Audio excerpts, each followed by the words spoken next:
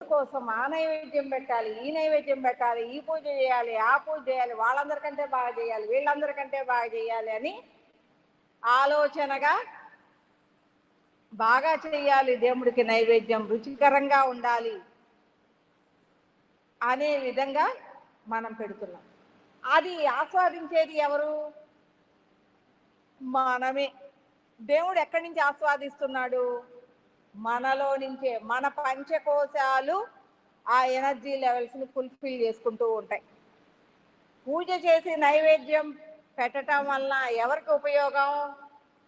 మనకే ఉపయోగం.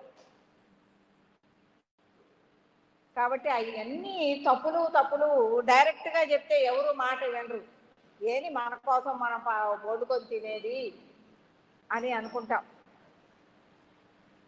అన్నం ఇవాళ వండితే అన్నం, పండగ రోజు వండితే పరమాన్నం నైవేద్యం. ఎందుకు నైవేద్యం అయింది? దాని మీద ఉన్న భావన, యద్భావం తద్భవతి. కాబట్టి మన ఆలోచనలు మనకి పరమార్థాన్ని, ప్రతి దానిలో పరమార్థాన్ని గ్రహించండి. అదంతా ఒట్టిదే, అబద్ధం, ఇలాంటివన్నీ వదిలేయండి. నిజంగా పరమార్థాన్ని గ్రహించండి. సనాతన సాంప్రదాయం అన్నిటినీ ఊరికే ఇవ్వలేదు. కాకపోతే దాని పరమార్థాన్ని గ్రహించినప్పుడు రోజు వండే అన్నం కూడా నైవేద్యంగా మనము ఆత్మజ్ఞానిగా బ్రహ్మజ్ఞానిగా మారినప్పుడు రోజు వండే అన్నం కూడా మన ఆలోచనలు అనేది మనకే కాదు 10 మందికి ఉపయోగపడే ఆలోచనలు ఎప్పుడవుతాయో మనం వండే అన్నం పరమాన్నం అవుతుంది. పరమాన్నం అవుతుంది. పరమాన్నం అంటే పాలు పంచదార ఇంకోటి కాదు. మనం వండే ఆలోచనల ఇది అందరి గురించి ఆలోచిస్తూ, అందరి మంచి గురించి ఆలోచిస్తూ చేసేదే పరమాన్నం. దాని యొక్క ఆంతర్యం గ్రహించినప్పుడు మనకు కూడా చాలా ఆనందంగా ఉంటుంది. ప్రతి దాని వెనక ఒక సత్యం ఉంటుంది. ఆ సత్యాన్ని గ్రహించినప్పుడే దాన్నే పరమార్థం అంటాం. ఉదయం ఎక్కడ దాకా వచ్చాం మనం? ఆత్మజ్ఞానం వరకు వచ్చామా? ఆత్మజ్ఞానంలో మీ లోపల ఉన్న అజ్ఞానాన్ని, మనం చేసే కర్మలని ఎలా ఖండించుకోవచ్చు, ఎలా నిర్వీర్యం చేసుకోవచ్చు? మన కర్మలని మనమే దగ్ధం చేసుకోవచ్చు కదా. అవగాహన. ఎవరి అవగాహన? నా అవగాహనే. నా అవగాహనకి ఇన్ని రోజులు రాని అవగాహన ఇప్పుడు నేను ఎన్నో పుస్తకాలు ఇవన్నీ చదివితే అవగాహన వస్తుందా? దానికి టైం పడుతుంది కదా. కానీ నేనేం చేశాను? Short cut, creativity short cut. ఒక గురువు దగ్గర విద్యను అభ్యసిస్తే గురువు కష్టపడతాడు, కానీ మీకు పరమార్థాన్ని అందిస్తాడు. డైరెక్ట్గా మిమ్మల్ని పరమపద సోపానంలో లాస్ట్ పాము కూడా చిక్కకుండా కూర్చోబెడతాడు. ఆయనేమో అన్ని పాముల చేత కరిపించుకొని లవో దిబో కొట్టుకొని అక్కడ దాకా వెళ్ళాడు. మిమ్మల్ని గురువుని పట్టుకుంటే ఒక్క పాము కూడా కరవదు. ఎందుకంటే అవన్నీ ఆయన కరిపించుకున్నాడు కాబట్టి, వద్దులేరా నాయన మీరు కరిపించుకోనక్కర్లేదు, ఇక్కడ ఇదిగో ఇక్కడ ఆగితే ఇది కరుస్తుంది, ఇక్కడ ఆగితే ఇది కరుస్తుంది, ఇవన్నీ వద్దు, ఒక్కసారి అక్కడ తీసుకెళ్తాను నేను, నువ్వు నన్ను పట్టుకొని కూర్చో అని చెప్తాడు కదా. అంటే షార్ట్ కట్ మెథడ్స్. ఆ షార్ట్ కట్ మెథడ్స్ని మనం పట్టుకున్నట్లయితే పరమార్థాన్ని చక్కగా చేరుకుంటాం, పరమ పదాన్ని. కాబట్టి మనలో కర్మని ఎలా మనం దగ్ధం చేసుకుంటున్నాం? ఉదయం చెప్పాను కదా, జ్ఞానాబ్ది దగ్ధ కర్మానం. ఇదందరికీ ఊకదంపుడే. ఈ జ్ఞానం ఏది? ఏ జ్ఞానం వల్ల మనలో కర్మ దగ్ధమైంది? నేను చెప్పాను ఇందాక, ఎగ్జాంపుల్గా చూపించి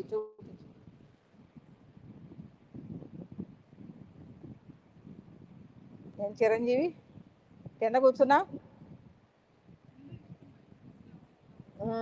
అట్ట కింద కూర్చోకూడదు, ఏదన్నా వేసుకొని కూర్చోవాలి.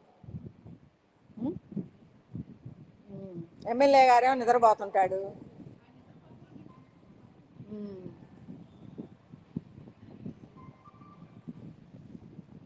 ఏ ఏ జ్ఞానం మీకు చెప్పానా? ఇది నా కర్మ, ఈ మీ కర్మలు, ఇది మీ జ్ఞానం, ఇది నా జ్ఞానం. ఇప్పుడు నేను ఈ జ్ఞానం రెండు కలుపుకొని ఈ జ్ఞానం అయ్యా. ఇప్పుడు ఇక్కడ నాలో ఉన్న కర్మలన్నీ దగ్ధమైంది. ఇప్పుడు మీలో ఉన్న జ్ఞానం ఇదైంది. ఇప్పుడు మీ కర్మల దగ్ధం ఎట్లా అవుతాయి? నేను మీది తీసుకున్నాను కాబట్టి మీ అందరిలో ఇప్పుడు నాకు కొన్ని తెలుసు, మీ జీవితంలో మీకు కొన్ని విషయాలు అనుభవ జ్ఞానం ద్వారా మీకు తెలుసు, వీళ్ళకి కొన్ని తెలుసు, వీళ్ళకి కొన్ని తెలుసు, వీళ్ళకి కొన్ని తెలుసు.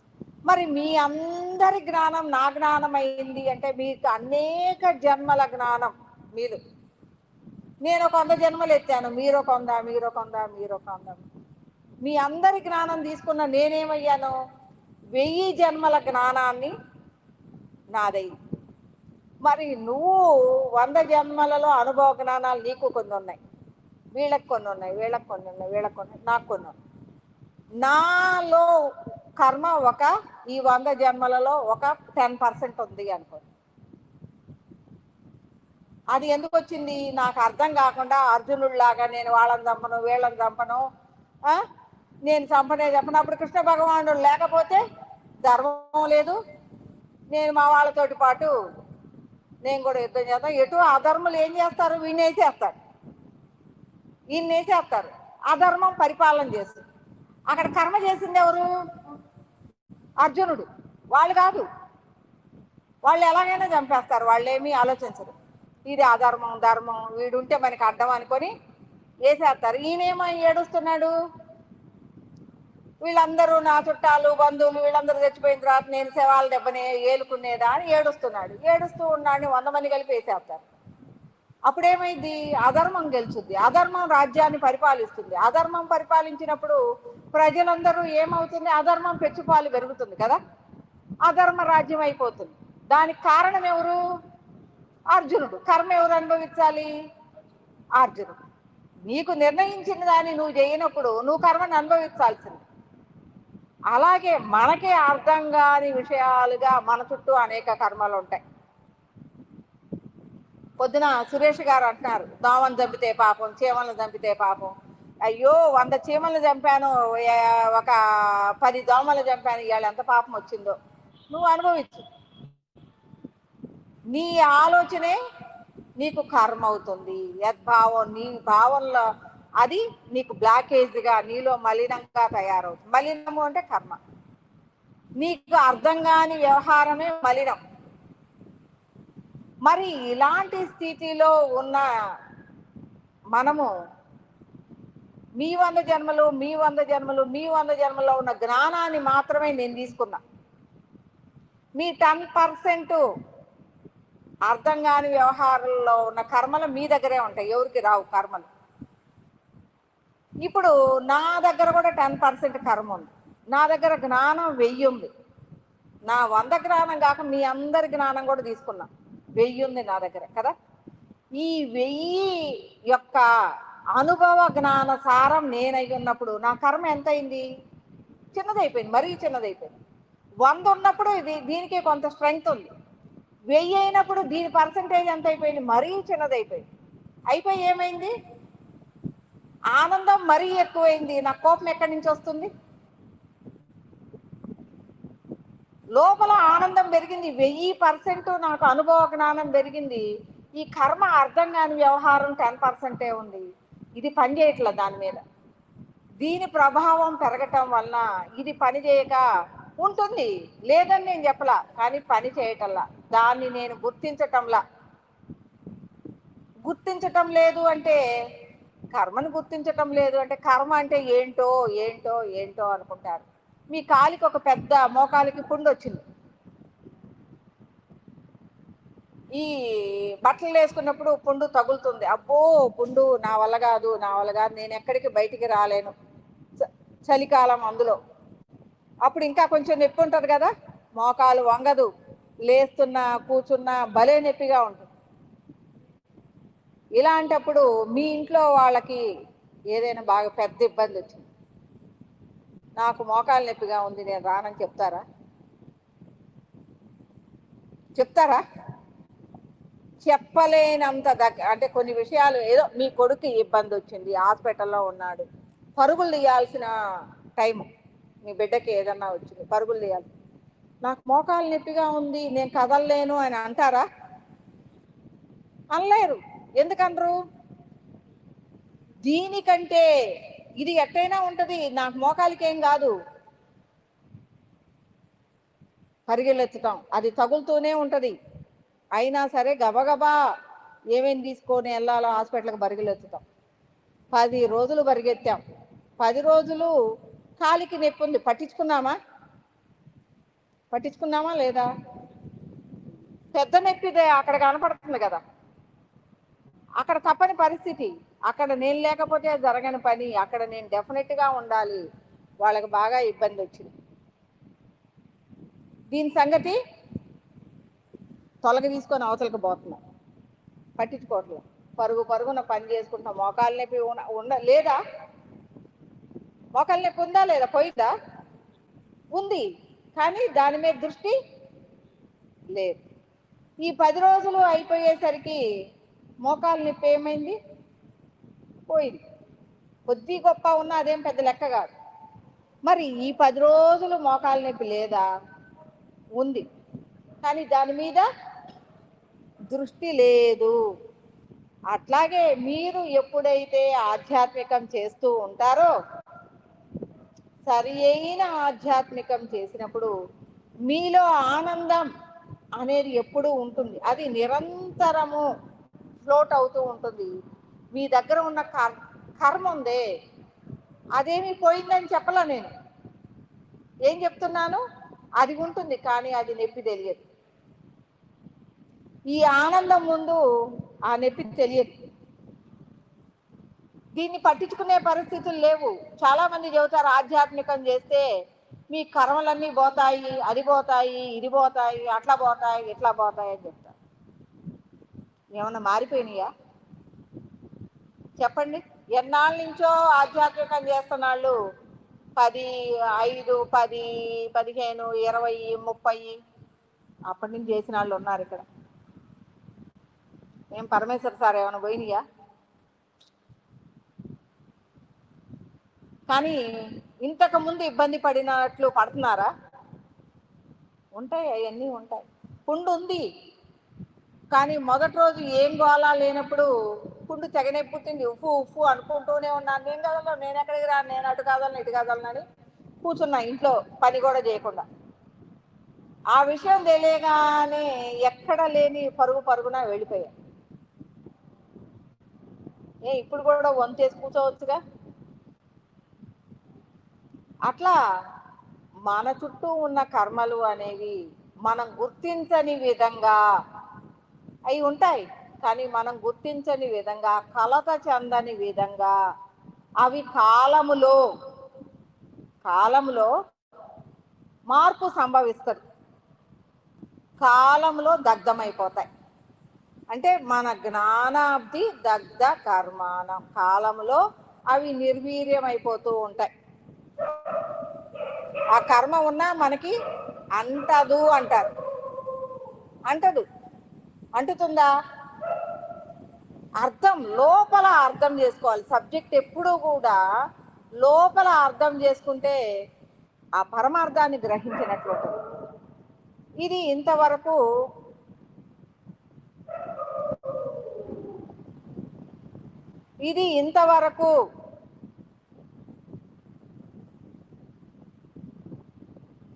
ఎవరన్నా వస్తున్నారా? సునందా,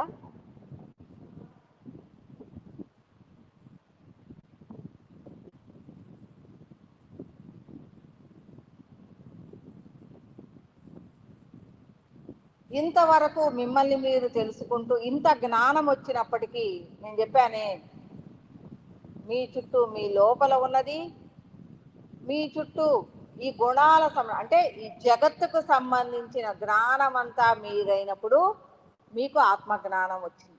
ఇప్పుడు మీ అనేక జన్మలు ఈ జగత్తులోయేగా, మీ చుట్టూ ఉన్న ఈ సకల జీవరాశులు కానీ సకల మానవులు కానీ గుణగణాలు కానీ జగత్తులోదేగా, వీటన్నిటి యొక్క అవగాహన ఏమవుతుంది? ఆత్మజ్ఞానం అవుతుంది.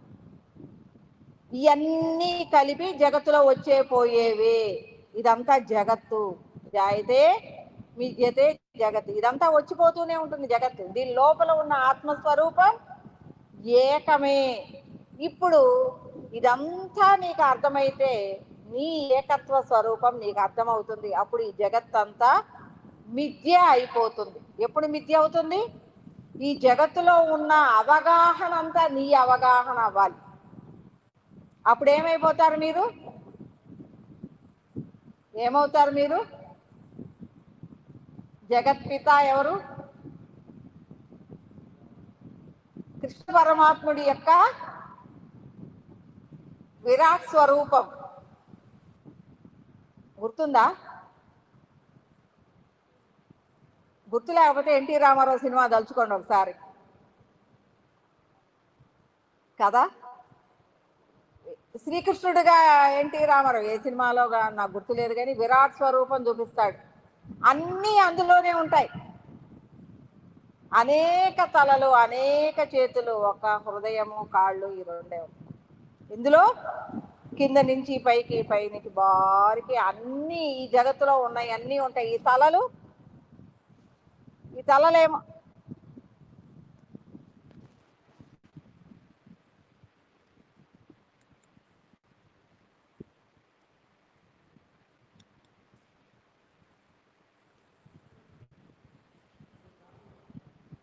ప్రాబ్లం ఇక్కడే అనుకుంటా.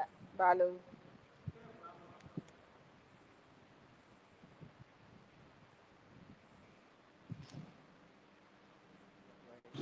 వచ్చింది.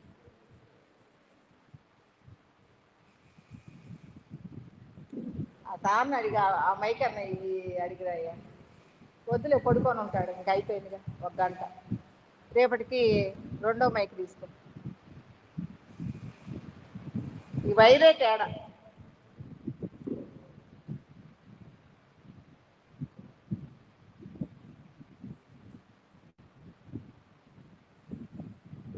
ఎన్టీ రామారావు గారి విరాట్ స్వరూపం గుర్తుందా మీకు ఎవరికైనా?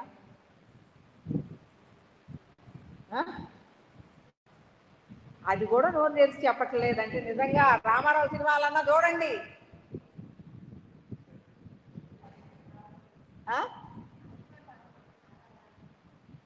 ఒక ఆలోచన చేయండి. ఆ సినిమాలో ఇన్ని తలలు రామారావు ఉన్నాయి, అన్ని రకాల తలలు చూసారా?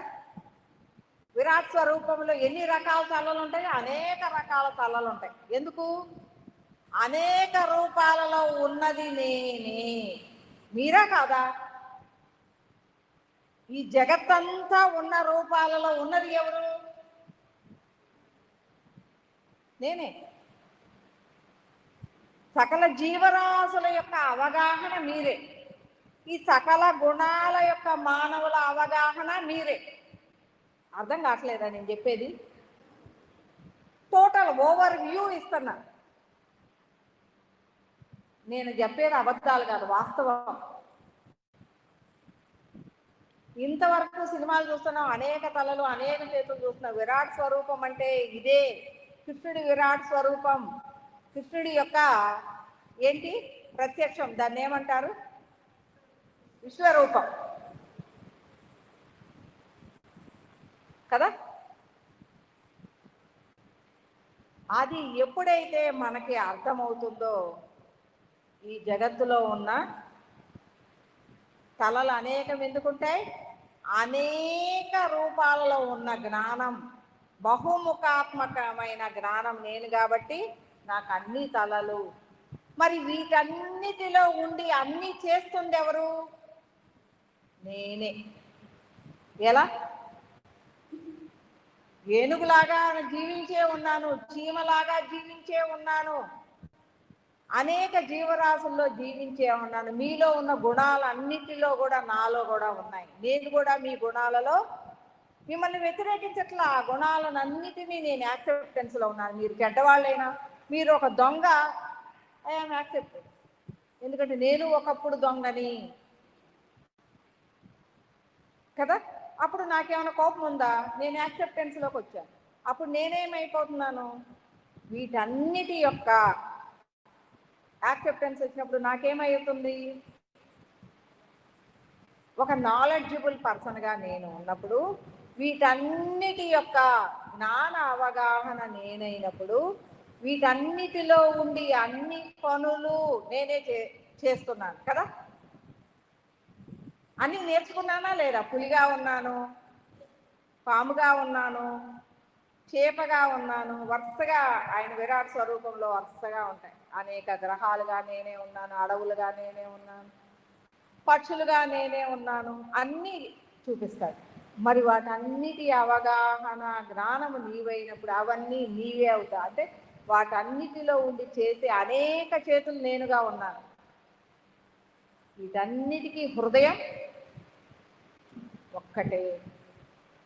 హృదయం ఒకటే. హృదయాలు కూడా అన్ని చూపిస్తున్నాడా? ఇక్కడి నుంచి ఇక్కడికి ఒకటే చూపిస్తాడు. కాళ్ళు, ఈ చేతులు, తల అనేకం చూపిస్తాడు. హృదయము అనేది వీటన్నిటి యొక్క అవగాహన ఏకంగా ఉంది. ఇది నేనే అయ్యున్నాను, ఇది నేనే అయ్యున్నాను కాబట్టి ఈ జగత్తు మొత్తం నేనే అయ్యున్నాను. అది విరాట్ స్వరూపం. మీరు ఎప్పుడైతే ఇవన్నీ అవగాహన వచ్చిందో, విరాట్ స్వరూపంగా జగత్తులో ఉన్న విరాట్ స్వరూపము, జగత్తు యొక్క జ్ఞానం అంతా మీ జ్ఞానమైంది. అంటే ఈ వచ్చే పోయే ఈ దేహాల యొక్క జ్ఞానం అంతా మీ జ్ఞానమైంది. ఇక్కడి నుంచి మీరేమయ్యారు? విశ్వానికి వచ్చారు. ఇప్పుడు మీరు నేర్చుకుంది ఎంత? భూమి మొత్తాన్ని ఒక గ్లోబుగా తీసుకుంటే ఆ భూమి కింద ఒక చిన్న బుట్ట ఏలాడదీస్తే అంత ఉంటామంటే ఈ జగత్తు.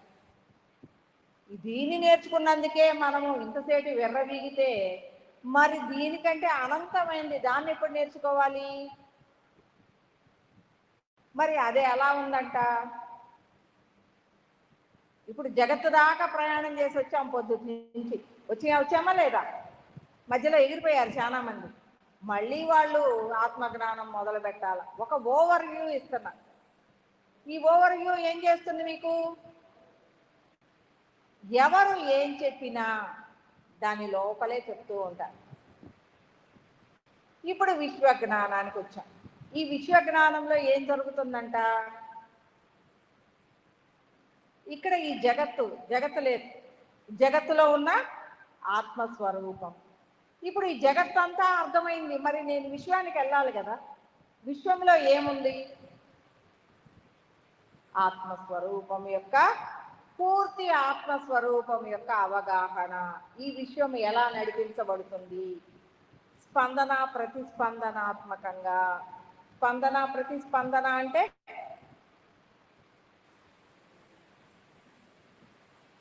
బాగా మబ్బులు పట్టినాయి, ఉరుములు ఉరుగుతున్నాయి, మెరుపులు మెరుస్తున్నాయి. మనకు కనిపిస్తుంది మెరుపు, కాసేపటికి ఉరుము వినిపిస్తుంది, మెరుపు తొందరగా కనిపించింది.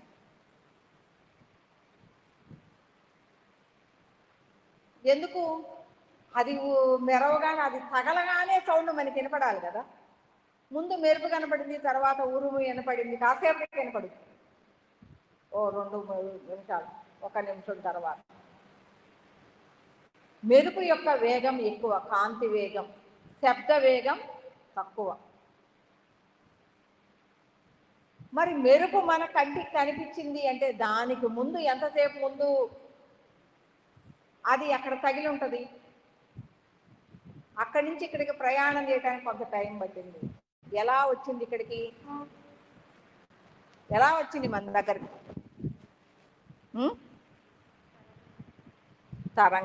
తరంగాలలో అణువుల యొక్క స్పందన ద్వారా మనకి అందింది. మెరుపు కావచ్చు, ఉరుము కావచ్చు. మరి మధ్యలో అణువులు, ఈ శూన్యంలో అణువులు ఉంటేనే కదా మనకి ఇది అందింది. మరి ఆత్మస్వరూపం అంతా కూడా అణువుల యొక్క సమాహారమే. సమస్తము కూడా ఏకంగా అణువులతో కలిసే ఉంది. సూర్యుని కాంతి అణువుల ద్వారా కదా మనకి ప్రసారం జరిగేది, అవునా కాదా? ఫిజిక్స్లో మీరందరూ ఇంటర్మీడియట్ చదివే ఉంటారుగా, కాంకేవ్ కాన్వెక్స్ ఈ ప్రయోగాలు చేశారా లేదా? అవన్నీ మనకి లైఫ్లో ఏమన్నా పనికొస్తాయా? ఆ రోజు పనికిరావు, ఇప్పుడు దాకా కూడా పనికిరాల. కానీ ఇప్పుడు కొన్ని విషయాలని మనం తెలుసుకోవాలనుకున్నప్పుడు ప్రాక్టికల్గా పెట్టుకున్నప్పుడు, ఇప్పుడు కాంతి అణువుల ద్వారా ప్రసారమేగా. ఇక్కడ లైట్ వేసాం, ఎలా ప్రసారం అవుతుంది? అణువుల ద్వారా. మనలో ఏమున్నాయి? అణువులే ఉన్నాయి. ఈ పంచభూతాల యొక్క అణువుల ద్వారా ఇది ప్రసారం అవుతుంది. మనలో కూడా ఆత్మ అణువులే ఉన్నాయి, మన లోపల వెలుపల. ఈ ఆత్మ అణువులు ఇంకా సూక్ష్మమైనవి, ప్రకాశతుల్యమైనవి. ఈ పంచభూతాత్మకమైన అణువులు స్పర్శ, రుచి, స్పర్శ, వాసన ఇలాంటివి కలిగి ఉన్నాయి. భూమి యొక్క అణువులైతే వాసన వస్తాయి. వర్షం పడగానే మంచి వాసన వస్తుంది కదా, భూమి మీద పడగానే. బయటికి వెళ్ళగానే ఎండ సర్రమంటుంది. వర్షం పడితే చల్లగా నీటి అణువులు తడుస్తుంది. గాలి, మనకి గాలి తగులుతుంది, స్పర్శ తెలుస్తుంది. నీళ్లు తాగితే రుచి తెలుస్తుంది. అగ్ని అన్ని విధాలా మనకి అర్థంగానే ఉంటుంది కదా. మరి ఆకాశం,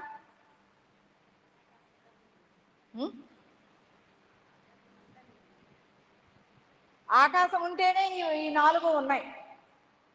మీలో మనసు ఉంటేనే ఈ దేహం ఉన్నట్టు. ఆత్మస్వరూపం ఉంటేనే ఈ దేహం పనిచేస్తుంది. ప్రాణం ఆగిపోయింది అనుకోండి, ఈ దేహం ఏమన్నా శవం వల్ల శవం అయిపోయిందా లేదా? ఏం చేస్తారు? దానిలో ప్రాణం లేని దాన్ని పడేస్తాం. దేహంలో ప్రాణం ఉంటే పూజనీయం, దేహంలో ప్రాణం లేకపోతే శవం, పడేస్తాం, పనికిరాదు. రెండో రోజు మూడో రోజు అయిందంటే ఇంకా అసలు ఎవరు తాకటానికి కూడా రారు. అలాంటి పరిస్థితుల్లోకి మనం వెళ్తాం. కాబట్టి జీవించి ఉండగానే,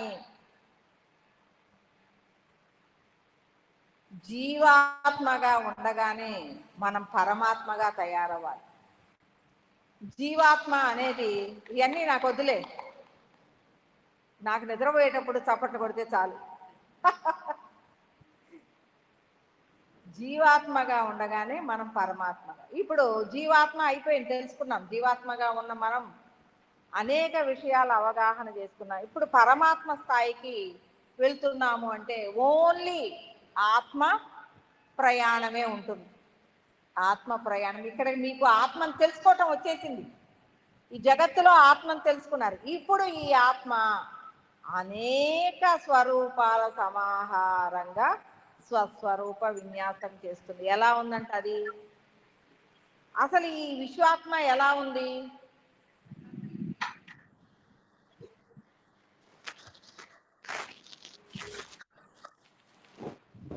ఈ విశ్వాత్మ ఎలా ఉంది? ఏమ్మా? ప్రకాశవంతంగా.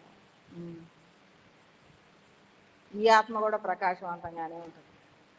కాబట్టి మనకి తెలియట్లా.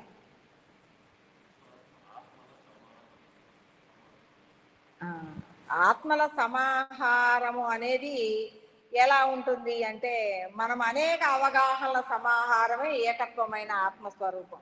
మనకు అర్థం కాదు కాబట్టి మనం అనేక స్వరూపాల సమాహారం, ఆత్మల సమాహారంగా స్వరూపాల సమాహారం. ఎందుకు స్వరూపము అంటే ఏమనుకుంటున్నాం? కొంచెం తెలివితేటలు, కొంచెం ఆత్మస్వరూపం, తనని తాను తెలుసుకున్నది స్వరూపం. తెలుసుకోలేంది దేహం. దేహం మీద మోహముతో ఉన్న జీవాత్మ. దీనికి దేహం తప్ప ఇంకొకటి తెలియదు. దేహంతో తిందామా, పడుకుందామా, ఇతరులు లాక్కొచ్చుకుందామా, నా కాళ్ళది కావాలి, వీళ్ళది కావాలి, అది ఇదంతా బయట చూస్తూ ఉంది.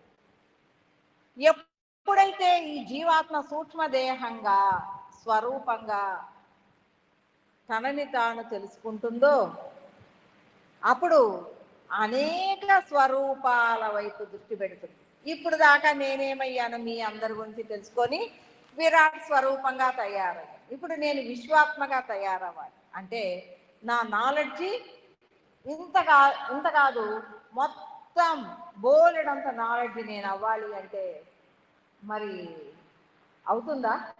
ఎలా అవుతుంది?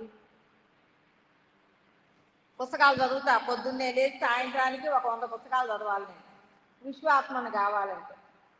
లేదు 100 పూజలు చేయాలి, 100 మంత్రాలు చేయాలి. అవుతానా లేదా? చదివి కళ్ళు పోతాయి. అవగాహన వచ్చుద్దా? ఎలా వస్తుంది అవగాహన? విశ్వాత్మ అవగాహన ఎలా వస్తుంది?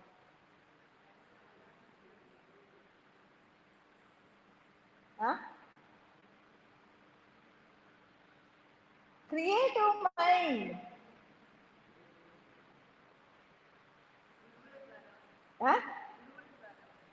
ఎలా పొందారు? వాళ్ళు పొందారు, మరి మనకి ఎట్లా వచ్చింది?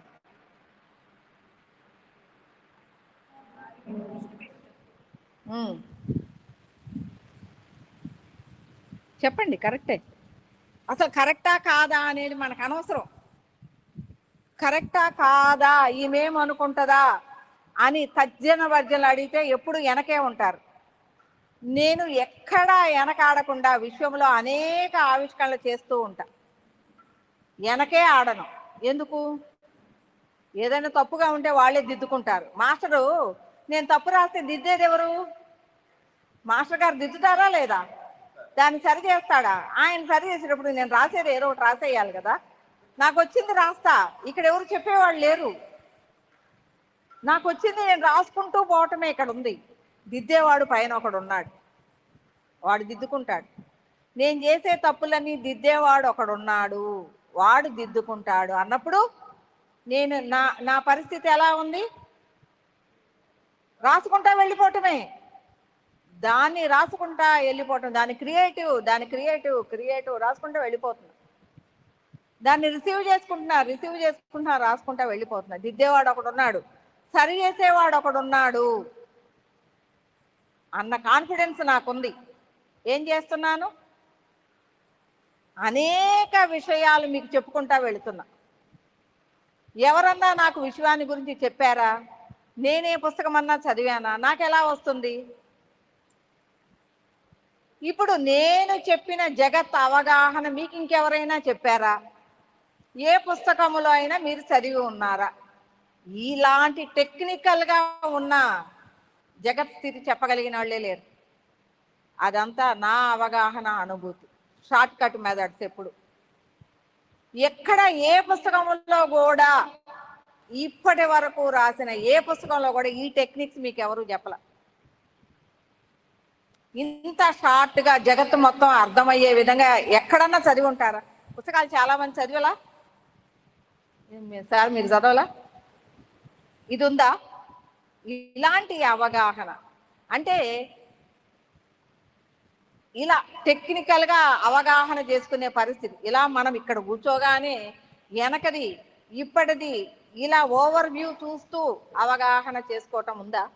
మామూలుగా ఏం చెప్తారు అంటే సర్వజ్ఞత అంటే ఏం చెప్తారు? అనేక జన్మలలో అనేక సార్లు పుట్టాను, పెరిగాను, సృష్టి స్థితి లయాత్మకంగా అనేక జన్మలు ఉన్నాయి, అనేక జన్మలలో నాకు జ్ఞానం ఉంది అని చెప్పుకుంటాను. కానీ అనేక జన్మలు నేను ఎక్కడ చూపిస్తున్నాను? మీ అనేక జన్మలు ఎక్కడున్నాయి? ఇక్కడ లేవు. అవును సార్, ఇప్పుడు ఇక్కడ అనేక సకల చరాచరాలలో మీరు పుట్టే ఉన్నారు. ఇప్పుడు ఆ సకల చరాచరాలు లేవా? పులిగా పుట్టి ఉన్నారు, పులి లేదా? కాకిగా పుట్టి ఉన్నారు, కాకి లేదా? ఇన్ని గుళాలలో పుట్టే ఉన్నారు. వీళ్ళలో దొంగలు, లోబులు, వ్యవహారాలు ఇవన్నీ వీళ్ళలో లేవా? మనలో లేవా? మరి అనేక జన్మలు చూసుకునేది వీళ్ళ మీద దృష్టి పెట్టినప్పుడు నువ్వు ఇక్కడే ఉన్నావు కదా. ఈజీగా ఇప్పుడు ఇక్కడ ప్రజెంట్ టెన్స్లోనే అన్నిటి మీద దృష్టి పెట్టగలగటం అనేది మనకి ఇంకెక్కడా చెప్పడు. అలాంటి ఆలోచన క్రియేటివిటీ. అంటే ఈజీగా సకల జన్మలు, ఇప్పుడు ఇక్కడ డబ్బులు ఉన్నవాళ్ళు ఉన్నారు, లేని వాళ్ళు ఉన్నారు, పేదలు ఉన్నారు, సంపాదించిన వాళ్ళు ఉన్నారు, ఉద్యోగం చేసే వాళ్ళు ఉన్నారు, ఉద్యోగం చేయని వాళ్ళు ఉన్నారు. ఇప్పుడు నువ్వు చేసేది ఒక్కటే ఈ జన్మలో. మరి అనేక జన్మలలో ఏం చేశావు? వీళ్ళందరూ చేసిందే చేసావు కదా. డబ్బులు ఉన్నాడిగా ఉన్నావు, పేదవాడిగా ఉన్నావు, కూలిగా ఉన్నావు, రాజుగా ఉన్నావు, లేదు మంత్రిగా ఉన్నావు, లేదు ఇలాంటి వ్యవసాయదారునిగా ఉన్నావు, వ్యాపారస్తుడిగా ఉన్నావు, పారిశ్రామికవేత్త, ఇవన్నీ ఇక్కడ ఉన్నాళ్ళు లేరా? వీటన్నిటినీ చూసినప్పుడు ఇవన్నీ నా జన్మలే అని మీకు ఎందుకు అర్థమవుతుందా కదా? వీటి కోసం వెనక్కి కళ్ళు మూసుకొని దేకి దేకి దేకి ఆ జన్మను చూసుకుంటే ఏమన్నా అవుతుందా? వస్తుందా? నేను ఒక జన్మలో మహారాజుగా, మర్చిపోయా ఏం చెప్తారు, రుద్రమదేవిగా ఝాన్సీ లక్ష్మీబాయి మొన్న చెప్తుంది. ఏదో మామూలుగా లంకేశ్వరుడు చెప్తున్నాడు, ఏదో అడిగితే మీకు రావణాసుడి జన్మ అనేది అనేక జన్మల మీద ప్రభావం చూపిస్తుంది, అసుర ప్రభావం, అందరూ రావణాసురుడా అని మూతి విరుస్తాం. కానీ తర్వాత అనేక జన్మలలో కృష్ణ పరమాత్మని, శ్రీరామచంద్రమూర్తిని దాటి ఇంకా పైన ఉన్నాడు ఆయన, ఇంకా శుద్ధాత్మగా ఉన్నాడు ఆయన. ఆయన కనెక్టివిటీ అయినప్పుడు నా గురించి ఏం చెప్పుకుంటామమ్మా? నాకు అదేమంటే అసుర సాంప్రదాయమే నన్ను నా వైపు ఆయన వైపు దృష్టి కనెక్టివిటీ అవ్వగానే ఇంకోటి మనకి ఎదుగులే అనుకుంటారు. ఎందుకు అంటే ప్రభావవంతమైన జన్మ అక్కడ ఇరుక్కుపోయింది. ఆ దాని తాలూకు ప్రభావాన్ని అందరూ చూస్తూ ఉంటారు. జగత్తు మీద మొత్తం ఆ అసుర ప్రభావం పడింది. మరి ఈరోజు ఆయన ఎలా ఉన్నాడు? అత్యున్నత స్థాయిలో రామచంద్రమూర్తిని, కృష్ణ పరమాత్మని దాటి ఉన్నాడు శుద్ధాత్మ. మీరందరూ అనుకుంటారు ఈయన ఏంది, ఈమె ఇన్ని రకాలుగా చెప్తుంది అని.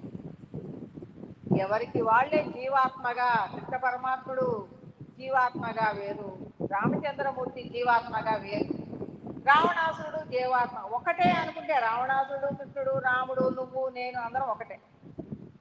ఒకటే అంటే అందరం ఒకటే, వేరుగా చూసినప్పుడు జీవాత్మలుగా అందరం వేరే కదా. ఆయన ఏమంటున్నాడు అంటే ఝాన్సీ లక్ష్మీబాయిగా నీకు ఒక జన్మ ఉంది అని. అప్పుడు మనకిలాగా మనం జన్మలు చూసుకునే వాళ్ళు ఏమన్నా, నేను ఝాన్సీ లక్ష్మీబాయి, ఏముంది నాకేమి పెద్దగా ఏమి అనిపిస్తుంది, ఎందుకంటే అనేక జన్మలలో అది ఒకటి. అక్కడ ధైర్య సాహసాలు కలిగి, ఎందుకు అంటే తప్పని పరిస్థితి, ఒక రాణి చుట్టూ ప్రతిఘటించే వాళ్ళే, తనని తాను రక్షించుకుంటూ రాజ్యాన్ని, తన బిడ్డలని, తన కుటుంబాన్ని నిరంతరము దుఃఖముతో తనని తాను రక్షించుకుంటూ తన రాజ్యాన్ని రక్షించుకోవాల్సిన పరిస్థితి ఝాన్సీ లక్ష్మీబాయి. అలాంటి పరిస్థితులలో ఒక ఆడబూతురై ధైర్య సాహసాలతో బిడ్డని కూడా కొంగు కట్టుకొని, ఎంత దుఃఖపూరితం చెప్పండి మామూలు వాళ్ళకైతే. అలాంటి జన్మ కూడా తీసుకుంటే దానిలో నాకు ఈరోజు ఇంత ధైర్యం ఉంది అంటే అలాంటి జన్మ ఒకటి ఉంది.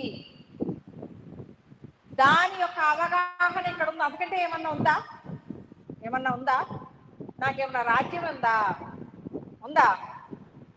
ఏం లేదు కదా. దేనికి నేను పొంగిపోవాలి? చాలా మంది వెనక జన్మలు నేను అది చూసుకున్నాను, దాని మూలంగా ఏమన్నా లాభం ఉందా? ఇక్కడ ఉన్న అందరిలో ఉన్న అన్ని జన్మలు నావే అన్నప్పుడు నీకు ఒక అవగాహన, నాలెడ్జ్ వస్తుంది. మన వెనక జన్మలు చూసుకుంటే మన ఒక జన్మలో ఒక్కటే చూసుకుంటాం, మళ్ళీ లక్షల కోట్ల జన్మలు ఎప్పుడు రావాలి మనకు అవగాహన? దరిద్రుడిగా ఉన్న జన్మ కూడా ఉంటుందిగా. ఏదో ఇంకొకసారి చెప్తున్నాడు, అనేక జన్మలు తిరుగుతూ ఉంటారే ఏమీ లేకుండా అడుక్కుంటా, యోగులుగా ఉండి, దిగంబర్లని కాదు, అయి కాదండి, మీరు మళ్ళీ చూస్తారు మొన్న కదా ఏంటగా. ఏంటి సుగుణ ఆ పదం చెప్పారు లేదా? సుగుణ వెళ్ళిపోయారా?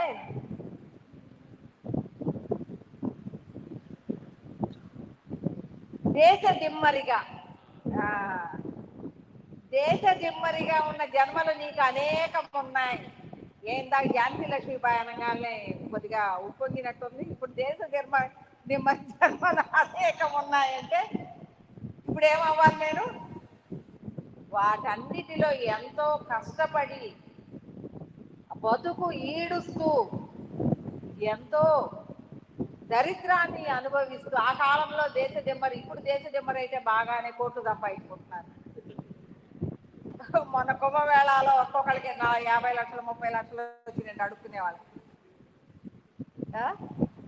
అప్పుడైతే అన్నము కూడా దొరకదండి. నిజం. బుద్ధ భగవానుడికే ఒక్క పూట తినేసరికి, ఒక్క పూట ఆ కాలంలో ఒకళ్ళకి అన్నం పెట్టడము అంటే చాలా కష్టమైంది. ఇంట్లో 10 మంది పనిచేస్తే చాలా కష్టంగా 3 పూటలు తినేవాళ్ళం. మరి ఇంకొకళ్ళకి అన్నం పెట్టడము అంటే ఎంత కష్టం. మరి దేశ దిమ్మరిగా ఉన్న వాళ్ళకి అది పెట్టేవాళ్ళు ఎవరు? చాలా ఇల్లు అడుక్కుంటే అంత ముద్ద వచ్చింది. ఒక ముద్ద 4 ముద్దలు తింటారేమో అంటే ఒక రోజు. అవునా కదా?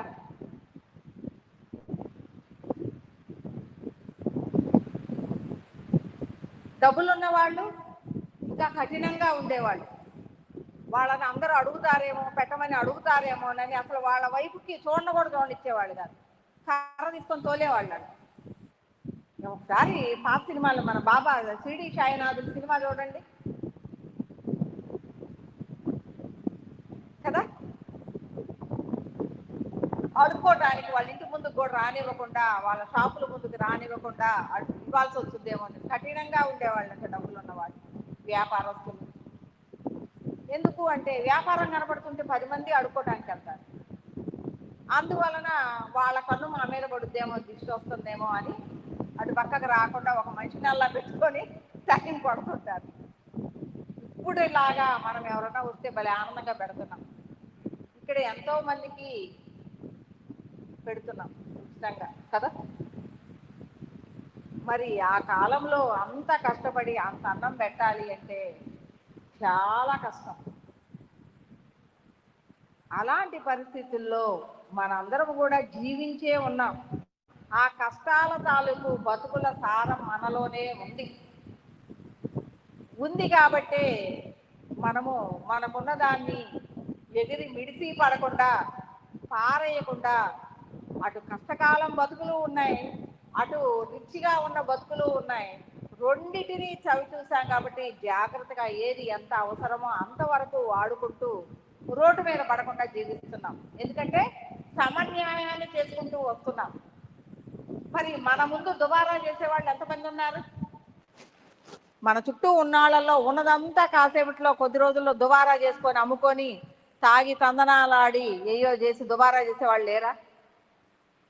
అలాగే సంపాదించుకొని బోలెడంతా ఉన్నా పీనాసిగా 1 రూపాయి దానం చేయని వాళ్ళు లేరా? అన్నీ ఉంటాయి.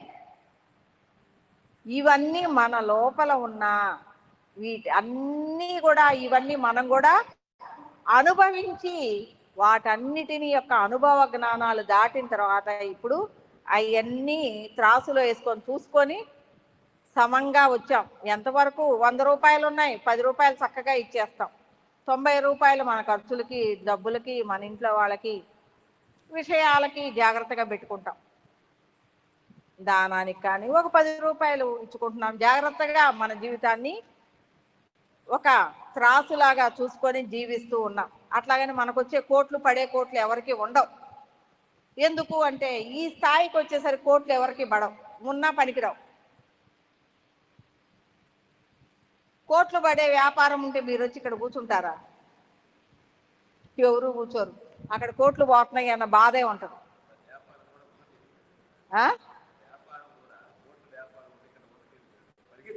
పరిగెత్తించుద్ది. దాని ఆలోచన ఏం చేస్తుంది? కూర్చొనివ్వదు కదా. అందువలన మనం ఇక్కడ దాకా వచ్చి కూర్చున్నాము అంటే ఆ బేరాలన్నీ అయిపోయినాయి. ఇప్పుడు ఇవన్నీ అయిపోయి ఒక సమత్వ భావనకు వచ్చాం. జగత్తుని బాగా అర్థం చేసుకున్నాం. ఇప్పుడు విశ్వస్థాయికి వస్తున్నాం. ఒకసారి క్లాప్స్ కొట్టండి, ఆవలింతలు వస్తున్నాయి.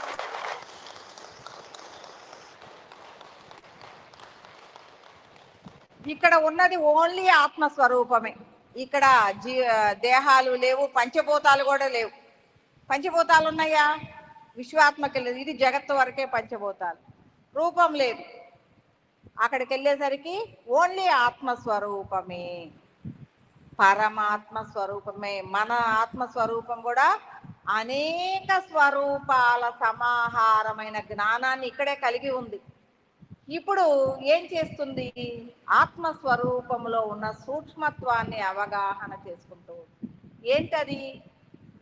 ఇక్కడ దాకా స్థిరం లేదు. మనోబుద్ధి స్థితులు ఇవన్నీ కూడా మన మీద పనిచేస్తున్నాయి పంచభూతాత్మకంగా. అక్కడికి వెళ్ళేసరికి పంచభూతాలు లేవు, మనోబుద్ధి స్థితులు లేవు.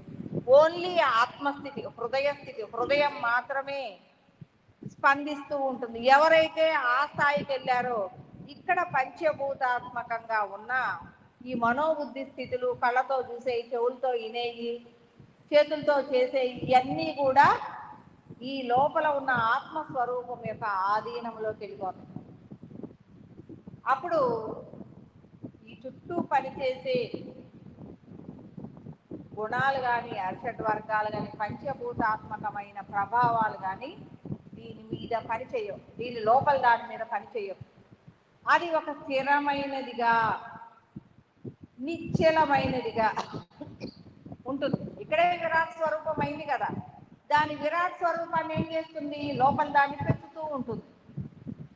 ఈ బయట ఉన్న ఈ దేహం తాలూకు ఇవన్నీ వదిలేసింది. దాని లోపల ఉండే ప్రకాశం తాలూకు పెంచుతుంది. పెంచినప్పుడు ఏమవుతుంది? ఈ గుణగణాలు, ఈ అరిషడ్ వర్గాలు ఇవన్నీ అనగదొక్కటం మొదలు పెడుతుంది. అక్కడికి వెళ్ళేసరికి ఏముంది? సమస్తములో ఆది మధ్యాంత. ఆది ఎప్పుడు? సనాతనంలో ఎక్కడైతే సృష్టి బిగినైందో, ఎక్కడైతే సృష్టి అంతమవుతుందో దాని పరిపూర్ణ జ్ఞానం విశ్వంలో ఉంటుంది. దుష్టుల యొక్క జ్ఞానం, మంచివాళ్ళ యొక్క, సజ్జనుల యొక్క జ్ఞానం, శక్తివంతుల యొక్క జ్ఞానం, శక్తిహీనుల జ్ఞానం, లజ్జాకరమైన జ్ఞానం, పూజ్యనీయమైన జ్ఞానం, అన్ని రకాల జ్ఞానాలు విశ్వంలో లయంగానే ఉంటాయి. మనము దేని మీద దృష్టి పెడితే అది మనదవుతుంది. చాలామంది దశమహావిద్యలు అనే వాటి మీద దృష్టి పెడితే ఆ రకమైన దృష్టి పెట్టినప్పుడు ఆ వైపు ప్రయాణం చేస్తారు. మంత్ర తంత్రోపాసన ద్వారా ప్రయాణం చేసే వాళ్ళు ఆ వైపు స్థాయిలో ఇరుక్కుపోతారు. సిద్ధులు అని రకరకాలైన వ్యవహారాలు. మనం ఏం చేస్తున్నాం? సత్యం వైపుకి ప్రయాణం చేస్తున్నాం. సత్ అంటే ఎప్పుడు ఎల్లప్పుడూ ఉండేది, దానిలో ఎలాంటి మార్పు ఉండదు.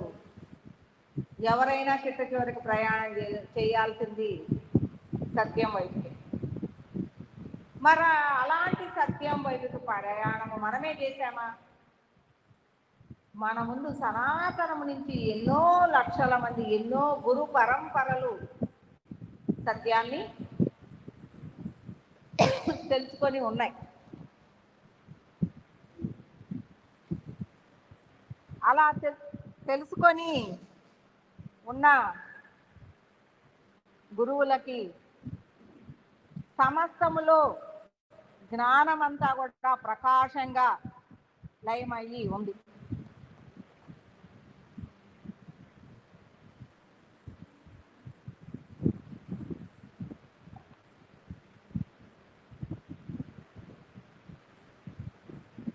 నన్ను చూసి భయపడక్కర్లా, హాయిగా వెళ్ళిరా.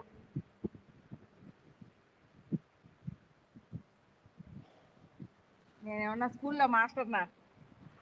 పాపం భయపడతా లేస్తావని ఏమన్నా అనుకుంటాను. నేనేమనుకోను, వెళ్ళినా కూడా ఏమనుకోను.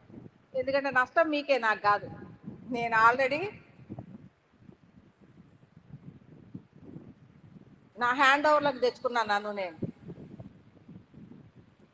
ఇప్పుడు మనకంటే ముందు సమస్తాన్ని తెలుసుకున్న, మీరన్నారే లక్షల పుస్తకాలు, లక్షల తాళపత్ర గ్రంథాలు, వాళ్ళ అవగాహనల కొద్దీ రాసిన జ్ఞానం అంతా కూడా ఆత్మస్వరూపంలో నిక్షిప్తముగానే ఉంది. ఇప్పుడు మన దృష్టి అనేది ఇక దేహ విన్యాసం లేదు, ఓన్లీ ఆత్మ విన్యాసమే. సమస్తం మీద దృష్టి పెట్టి, ఆత్మస్వరూపం మీద సమస్తం మీద దృష్టి పెట్టి ప్రయాణము అనేది ఒకవైపుకే ఉండాలి. సత్తుని వైపుకి అంటే ఉన్న సత్యాన్ని, భగవంతుడిని తెలుసుకుంటూ ఏ వైపుకైతే వెళ్తున్నామో ఆ వైపుకే దృష్టి పెట్టినప్పుడు అలాంటి విషయాల మీద దృష్టి పెట్టి ఎవరైతే నాలెడ్జ్ సంపాదించుకొని ఉన్నారో, మనం బైపీలో చేరాము, సిఈసి హెచ్ఈసి లెక్చరర్లు వచ్చి మనకి చెప్తారా? బైపీ వచ్చిన వాళ్ళే చెప్తారు. నేను బైపీలో చేరి హిస్టరీ చెప్పమంటే చెప్తారా? చెప్పరు. అలాగే సత్యం వైపుకి వెళుతూ అసత్యాన్ని చెప్పమంటే చెప్పేవాళ్ళు ఎవరు ఉండరు. వాళ్లే కనెక్ట్ అవుతారు, సత్యానికి సంబంధించిన వాళ్లే కనెక్ట్ అవుతారు. మనం దృష్టి అనేది ఆ వైపుకు పెట్టినప్పుడు అనేక అవగాహనలు మనలోకి స్ఫురణాత్మకంగా వస్తాయి. ఈ సృష్టి స్థితి లయల యొక్క విషయ అవగాహనలు అనేవి మనకి, ఆ శివం అనేది ఎలా ఉంది, కదలని ప్రకాశంగా ఉంది. అంతవరకు కదలని స్థాయిలో పోయే వరకు మన ప్రయాణం సాగుతుంది. ఎలా ఉంటుంది? ఒక స్థాయికి, ఇక్కడ జగత్తంతా విడివిడిగా ఉంది, బ్రహ్మాండంగా చూసుకున్నాం. జగత్తు స్థాయి అనేది మనకి బ్రహ్మాండంగా నచ్చింది. జగత్తంతా పట్టేసుకున్నాను, బ్రహ్మాండంగా, వీళ్ళంతా నా హ్యాండ్ ఓవర్లో ఉన్నాను, నేను ఒక చక్రవర్తి, విరాట్ స్వరూపం. మరి పైకి వెళ్ళే కొద్దీ ఏమైంది? ఏమీ లేదు, ఏమీ లేదు. ఉన్నది శూన్యం, ఉన్నది శూన్యమైపోయింది, ఏమీ లేదు. ఆ ఏమీ లేని దగ్గరికి వెళ్ళేసరికి ఇదేంటి, ఏమీ లేని స్థితిని అనుభవిస్తాం. ఉన్నది నేనే, ఇంకేమీ లేదు, శూన్యం. అప్పుడేమనిపించింది? నిజంగా నేను చెప్పనా, నేను అక్కడ దాకా వెళ్ళినప్పుడు ఏంటి పాడు, నేను ఎన్ని కష్టాలు ఇక్కడ దాకా వచ్చాను, ఎంత కష్టపడి ఎంత పోరాటం చేసి వచ్చాను, ఇక్కడ ఏమీ లేదు, శూన్యం, ఏమీ లేదు. ఆ శూన్యాన్ని అనుభవిస్తూ ఉంటే భలే బాధపడ్డాను నేను.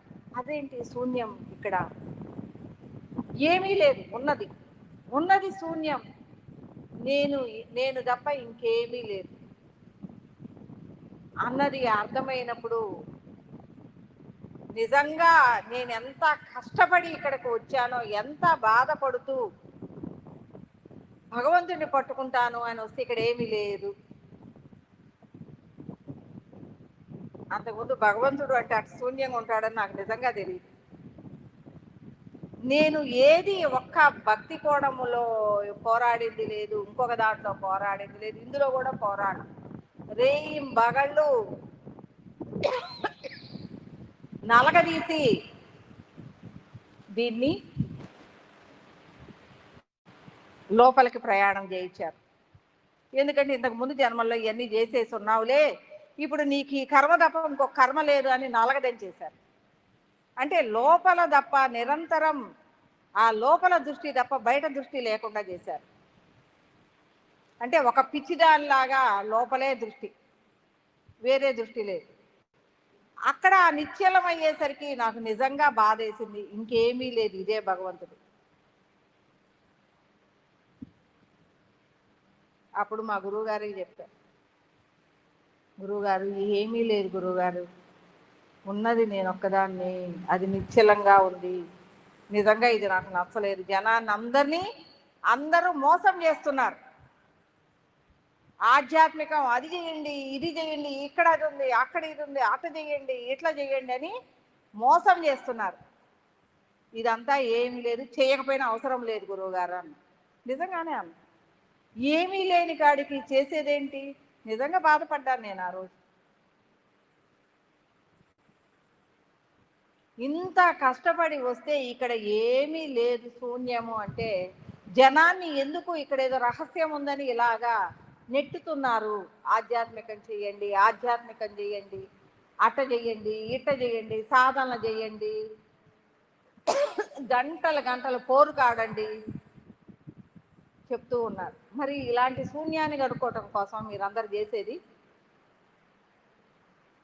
అక్కడ ఏమీ లేదు, మీరు కూడా లేరు. ఏముంది? మీ ఎరుక మాత్రమే ఉంది. మనం నిద్రపోతూ ఉంటాం కదా, నిద్రపోతూ ఉన్నప్పుడు మనకు ఒక కళ వస్తుంది. కళలో అన్నీ చూస్తూ ఉంటాం. మనం ఎక్కడున్నాం? నువ్వు ఉన్నావా? నువ్వు ఉండవు. నువ్వు దేహము తెలియదు, నిద్రపోతూ ఉంటుంది, స్పృహ లేదు. నువ్వు అని తెలుస్తున్నా, చూస్తుంది ఎవరు? ఆ కనపడేదంతా స్వప్నం జరుగుతూ ఉంటుంది. చూస్తున్నది ఎవరు? మనమే అని ఇక్కడ చెప్పుకుంటున్నాం. కానీ చూసేటప్పుడు నువ్వు చూస్తున్నావు అన్న స్పృహ నీకుందా? ఉండదు. అదేదో గ్రహిస్తుంది. అలాంటి శూన్యంగా నువ్వు అయిపోయి ఉంటావు. ఈ మొత్తం జరుగుతున్నదంతా జగత్తంతా కూడా నీ యొక్క ఎరుకే. నువ్వు ఉన్నది ఇదంతా జరిగే విధానంలో నువ్వు ఉన్నావు. ఇక్కడ ఏమీ లేవు, శూన్యం, ఓన్లీ నీ ఎరుకే. ఇలాంటి స్థితిలో నువ్వు నిజంగా నిలబడ్డప్పుడు అనిపిస్తుంది కళ్ళ వెంట ధారగా నీళ్లు గారి. ఇంకా ఉంది, ఇంకా నాకు ఈ కష్టాలకి అంటే బయట పాంచభౌతిక దేహంగా కష్టాలు చాలా చిన్నవి, కానీ లోపల కష్టాలు ఉంటాయి. ఆ కష్టాలు పోరాటం మామూలు పోరాటం కాదు.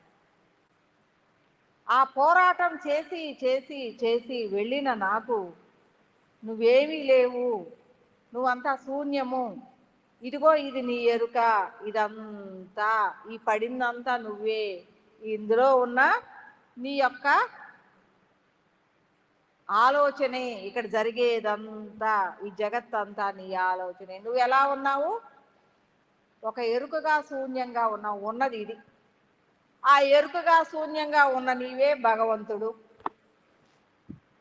ఇది ఇక్కడ ఆలోచన నీదే, సృష్టి నీదే, స్థితి నీదే, లయము నీదే. నీ ఆలోచన ఉన్నప్పుడు ఈ జగత్తంతా ఏర్పడుతుంది. నీ ఆలోచన ఒక రూపం ఏర్పడినప్పుడు స్థితి ఏర్పడుతుంది. నీ ఆలోచన అయిపోయినప్పుడు లయం అయిపోతుంది. కళ వచ్చినప్పుడు నీ ఆలోచనే కళగా వస్తుంది. కళ అనే సృష్టి. నీ ఆలోచన కొనసాగుతూ ఉన్నప్పుడు స్థితి, నీ ఆలోచన అయిపోగానే లయం. నువ్వు కూడా లేవు. నువ్వు ఉన్నావా? లేవు. అది లేనప్పుడు నువ్వు ఎక్కడ ఉన్నావు? నీ ఆలోచన ఉంది. ఇప్పుడు అద్దం ఉంది, అద్దం ముందు నువ్వు నుంచుంటే నీ రూపం ఉంది. అద్దం ముందు నువ్వు తీసేస్తే లేదు, ఇక్కడేమీ లేదు. అలాగే నీ ఆలోచన ఉంటే ఈ జగత్తు ఉంది, నీ ఆలోచన లేకపోతే జగత్తు లేదు. ఇప్పుడు నువ్వేమయ్యావు? ఏమీ లేదు. అదే నీవు, అదే భగవంతుడు, అదే నిశ్చలం, అదే నిశ్చల నిర్గుణ స్వరూపం.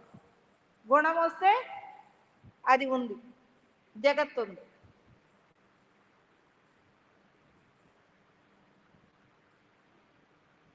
ఇలాగా సమస్తములో నీ ఆలోచన ద్వారా సృష్టి స్థితి లయాత్మకంగా ఈ సమస్తాన్ని నడిపించేది నీవే. ఎప్పుడు అర్థమవుతుంది? ఇక్కడ మన సృష్టి స్థితి లయే మనకు అర్థం కావట్లేదు. ఈ మనలో ఈ సమస్తములో జరిగే సృష్టి స్థితి లయ విశ్వముల యొక్క అవగాహనే నీవైనప్పుడు అక్కడ జరిగేదంతా నీలో నుంచే జరుగుతుంది. అది అంతా నీ అవగాహనగానే ఉంటుంది. అదే విశ్వాత్మ. అది నీవే, ఇది నీవే. ఇక్కడ ఏమన్నా ఉందా అసలు? ఈ ఆధ్యాత్మికమని అందరూ ఎన్ని రకాల రంగులు పోస్తున్నారా లేదా? ఎంత మాయ చేస్తున్నారు, ఎన్ని పుస్తకాలు అమ్ముతున్నారు, ఎన్ని డబ్బులు ఖర్చు పెడుతున్నారు. ఉన్న నిజాన్ని చెప్పకుండా లలితాదేవి సహస్రనామం స్తోత్రాలు మీరు చదివారా? చాలా మంది చదివేసే ఉంటారు కదా. అమ్మవారి నామావళి ఇవి ఉంటాయి కదా స్తోత్రాలు. చిట్ట చివర ఏమి రాసి ఉంటుంది?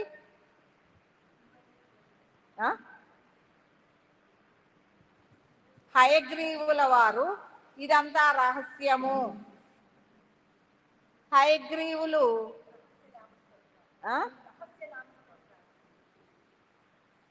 ఎవరికి అందించారు? హయగ్రీవులు అగస్త్య మహర్షికి అందించారు. మళ్ళీ ఆయన రహస్యమే. ఏంది రహస్యం? ఆ కాలంలో అన్ని రహస్యాలే. అసలు బయలు చేస్తే ఇదిగో నేను చెప్పినట్టే ఉంటుంది. భగవంతుడు అంటే ఏం చెప్పారు? అంత రహస్యమే. పట్టుకున్నాడు అంత, అమ్మో ఈ రహస్యాన్ని బయటికి చెప్పకూడదు, ఏమి లేదని. నిజంగా ఏమీ లేదంటే ఎవరైనా ప్రయాణం చేస్తారా?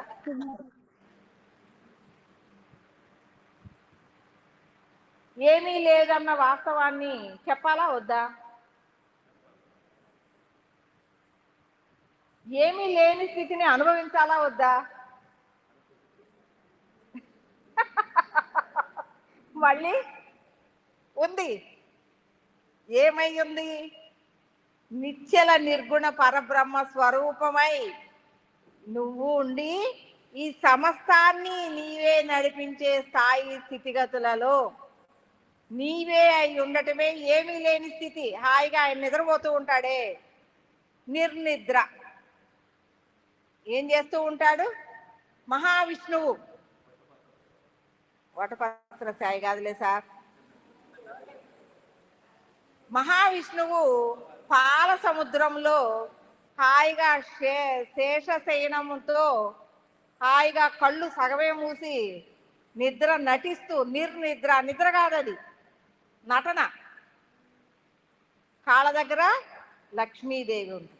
కదిలే సముద్రము, కదిలే సర్పము, నిలకడలేని లక్ష్మి,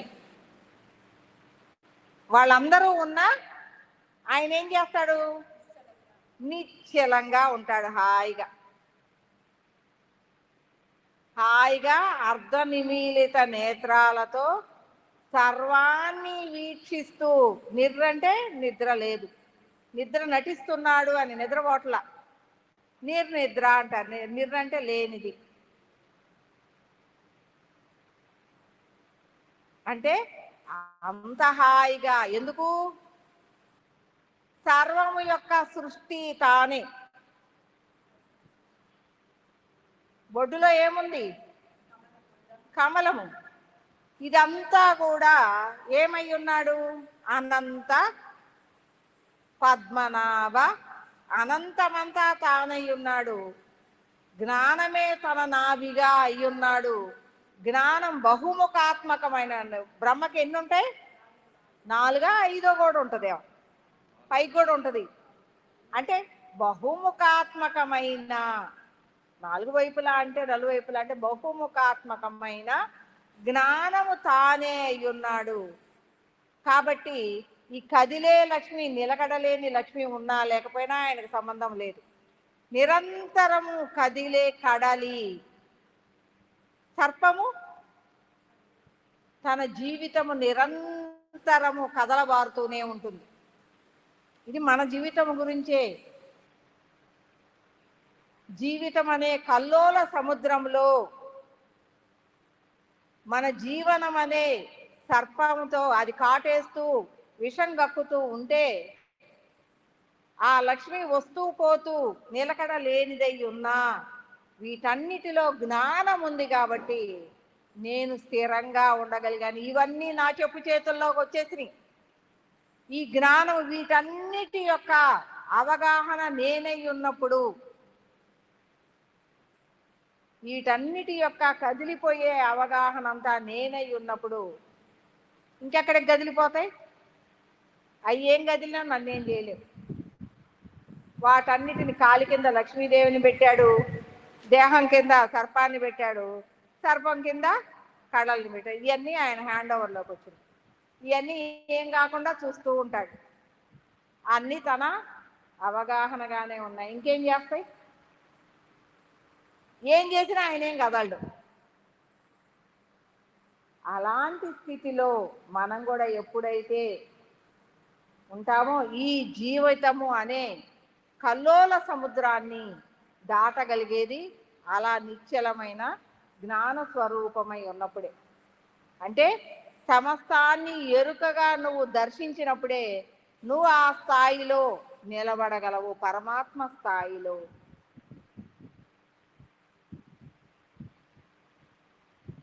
మరి అక్కడ దాకా మనం పోతామా వద్దా? ఏమీ లేని దానికి ఎందుకు పోయేది? హాయిగా తిని పడుకొని హాయిగా ఉండదు. ఎంత దూరం పోయినా ఏమి లేదు. నిజమే నేను చెప్పేది. ఒక మినిస్టర్ దగ్గరికి వెళ్తున్నాం, ఒక పని ఉంది. నేను మినిస్టర్ దగ్గరికి వెళ్తున్నా, పని ఉంది, నేను మినిస్టర్ దగ్గరికి వెళ్తున్నా, పని ఉంది అని గబా గబా గబా రెడీ అయ్యి కారు ఎక్కువ బండి ఎక్కువ పోతున్నా. చాలామంది మధ్యలో తెలిసిన వాళ్ళు పలకరిస్తున్నారు. ఏందయ్యానే ఉండు, తర్వాత మాట్లాడతా, నేను నాకు ఇప్పుడు పని ఉంది, అర్జెంట్ పని ఉంది, పోతారు. అక్కడ ఆయన దగ్గర 100 మంది ఉన్నారు. ఒకళ్ళన్నా చూస్తామా? చూడం. ఎట్లా పోతాం? గబా గబా మనకి ఎవరైతే ఎవరిని పట్టుకుంటే లోపల గబుక్కుని పోతాం, ఆ పిఏ కోసం చూస్తాం. ఆ పిఏ ఇంతమందిలో ఇలా చూస్తాడు కానీ ఇంతమందిని సరిగా దృష్టి పెట్టడు. ఆ పిఏ మొహం కోసమే చూస్తాడు. ఇక్కడ అసలు తనకు తెలిసిన వాళ్ళు ఎవరెవరు ఉన్నారు వీళ్ళందరినీ పరీక్షిద్దామంటే ఎవరిని చూడదు. ఆ పిఏ మొహం ఒక్కటే ఆయన దృష్టిలో ఉంటుంది. పిఏ మొహం కోసమే చూస్తాడు. పిఏ మొహం దొరకగానే గబగబా అక్కడికి వెళ్ళి నేను ఆల్రెడీ అపాయింట్మెంట్ ఉంది, నేను వెళ్తాను అంటాడు. అక్కడికి వెళ్ళాడు. ఆయన అన్నాడు, ఆల్రెడీ మీ అపాయింట్మెంట్ ఉంది, మీ ముందు 8 మంది ఉన్నారు, మీరు 1 గంట కూర్చోండి అని చెప్పాడు. నేను మిమ్మల్ని పర్సనల్గా పిలుస్తాను, మీరు 1 గంట కూర్చోండి, రెస్ట్ తీసుకోండి అని. అప్పుడు ఏం చేశాను నేను? ఈ హాల్లో నేను కాక 100 మంది ఉన్నారు. అప్పుడు కూర్చున్నా. అప్పుడు చూస్తున్నా ఒక్కొక్క లైన్. ఇప్పుడు లైన్ నిశ్చింత. అప్పుడు చూస్తున్నా ఒక్కొక్క లైన్. వీళ్ళెవరు వీళ్ళెవరు వీళ్ళెవరు, వీళ్ళల్లో నాకు తెలిసిన వాళ్ళు ఎవరన్నా ఉన్నారా? అప్పుడు పరికించి చూస్తున్నా. ఇప్పుడు దాకా నేను చూశానా? చూడలా, పరుగులెత్తా. ఎప్పుడైతే నువ్వు కూర్చో, నీ టైం రాలేదు అన్నప్పుడు అప్పుడు దీని వైపు దృష్టి పెట్టి పరికించి చూస్తా. అలా ఉంటుంది ఆధ్యాత్మికం అంటే. ఆ నిశ్చల నిర్గుణ పరబ్రహ్మ స్వరూపానికి వెళ్ళిన తర్వాత ఇక్కడ ఏమి లేదు అని అర్థమైన తర్వాత మళ్ళీ కింద వైపుకు చూస్తాం. మళ్ళీ కింద వైపుకు చూస్తాం. అప్పుడు దాకా నీలో ఏమన్నా మారిందా? కామక్రోధ మద మాత్సర్యాలు కొద్దిగా మాత్రమే మారింది, కొంచెమే. ఎప్పుడైతే ఆ నిశ్చింత నుంచి కిందకి చూస్తామో మరలా ఈ జీవితం వైపుకి దృష్టి మారింది. ఇప్పుడు దాకా పరిగెత్తాం, ఆధ్యాత్మికం చేయాలి, ఆధ్యాత్మికం చేయాలి, ఆధ్యాత్మికం. మీరెవ్వరు ఏమొద్దు, చుట్టాలొద్దు, పక్కాలొద్దు, స్నేహితులొద్దు, తల్లిదండ్రులొద్దు, పిల్లలొద్దు. పరిగెత్తామా? అది పరిగెత్తున్నామా లేదా? ఇప్పుడు ఏం చేస్తున్నాను? ఆధ్యాత్మికం శూన్యం, ఇప్పుడున్న వాళ్ళందరినీ పట్టించుకో అని చెప్తున్నాం. నిజంగానే నేను చెప్పేది ఉన్న వాస్తవాన్ని చెప్తున్నా. ఎప్పుడైతే భగవంతుడి యొక్క అవగాహన వస్తుందో అప్పుడు మరలా నీ దృష్టి నీ చుట్టూ ఉన్న వాటన్నిటి మీదకి వస్తుంది. అప్పుడు చిన్నగా ఆధ్యాత్మిక జీవనము అనేది అప్పుడు మీకు ఎంటర్ అవుతుంది. అప్పుడు దేన్ని చూసినా ఆనందంగా ఉంటుంది, ఎక్కడికి వెళ్ళినా ఆనందంగా ఉంటుంది, ఎక్కడ ఎవరితోటి మనమున్నా ఆనందంగానే ఉంటుంది. నిజంగా ఎప్పుడు మన దృష్టి అంతా పరమాత్మ దృష్టి అయి ఉంటుంది. ముందు అంతా మా చుట్టాల పెళ్ళిళ్ళకి వెళ్ళలేదు, ఫంక్షన్లకు వెళ్ళలేదు, ఎక్కడికి వెళ్ళలేదు, తలుపు తీసి బయటికి వెళ్ళిందే లేదు. ఇంట్లో వాళ్ళు ఎప్పుడు బయటికి పోతారా, గబా గబా వంట చేసామో తలుపు వేసేసారు, అమ్మయ్య వెళ్ళిపోయారు. ఇక 10 గంటలు పూర్తిగా నేను భగవంతుడితో ఉండొచ్చు, ఇదే పని. అలా ఉన్న నేను భగవంతుడిని పట్టుకున్న తర్వాత మా పిల్లకి అప్పుడు ఏమీ వండి పెట్టుకోలేకపోయాను, మా ఆయనకి ఇది వండి పెట్టుకోలేకపోయాను, మా అమ్మని కూడా పట్టించుకోలేదు. మా అక్కచెల్లెళ్ళకి వెళ్ళి ఎన్నో రోజులైంది, పెళ్ళిళ్ళకి వెళ్ళి ఎన్నో రోజులైంది. నిజంగా చిన్నగా వాటన్నిటి మీద దృష్టి పెట్టి చిన్నగా మరలా ఒక్కొక్కటి ప్రయాణంలో వాటన్నిటి మీద దృష్టి పెట్టి ఇప్పుడు దృష్టి, ఇంతకుముందు దృష్టి ఎలా ఉంది, అరిషడ్ వర్గాలు గుణాల భరితంగా వీటన్నిటి మీద దృష్టి. ఇప్పుడు దృష్టి ఎట్టుంది, ఇవన్నీ నా హ్యాండ్ ఓవర్లోకి వచ్చినాయి. ఆనందమయమైన దానితో ఈ గుణాల యొక్క త్రిశూలం నా చేతిలోకి వచ్చేసింది. 3 గుణాలు త్రిశూలం నా చేతిలోకి వచ్చేసి దాన్ని పట్టుకొని ఆయుధం, వీళ్ళెవ్వరూ నన్నేం చేయలేరు, వీళ్ళలో ఉన్న గుణగణాలు నన్నేం చేయలేరు. ఈ ఆయుధం నా దగ్గరకు వచ్చేసింది, నా గుణగణాలు నా హ్యాండ్ ఓవర్లోకి వచ్చేసినాయి, నా అరిషడ్ వర్గాలు నా హ్యాండ్ ఓవర్లోకి వచ్చేసినాయి, ఆయుధాలన్నీ నా హ్యాండ్ ఓవర్లోకి వచ్చేసినాయి, నాలో ఉన్న శక్తులన్నీ నా హ్యాండ్ ఓవర్లోకి వచ్చేసినాయి. ఈ సమస్తంలో ఉన్న 3 దేవతల యొక్క శక్తిమయంగా నేను ఈరోజు ఉన్నాను. ఇవన్నీ నా హ్యాండ్ ఓవర్లోకి వచ్చినాయి. ఇప్పుడు ఈ జగత్తులో ఉన్న ఏవి నా మీద పని చేయటం లేదు. మీ గుణగణాలు కానీ ఇవి కానీ నా మీద పని చేయవు. నా ఆలోచనలు మాత్రమే పని చేస్తూ ఉంటాయి. నా ఆలోచన మంచిదైతే మంచి, చెడైతే చెడు. చెడు ఆలోచన చేయటానికి లేదు, ఎందుకంటే నేను సత్వైపే ప్రయాణం చేస్తున్నాను. చెడు వైపు ఆలోచన చేయగానే టక టక టక టక ఇబ్బందులు వస్తాయి. ఏంటి ఇటు నుంచి అడిపోతున్నావు, గురువులందరూ టక టక టక టక అడ్డం వేస్తారు, ఇంకే పని జరగదు, స్తబ్దుగా అయిపోతుంది. ఏంటి ఇలా స్తబ్దుగా అయిపోయింది అన్నప్పుడు నా ఆలోచన తప్పుగా ఉంది, అది కరెక్ట్గా మరలా ఆలోచన సరి చేసుకోవాలి.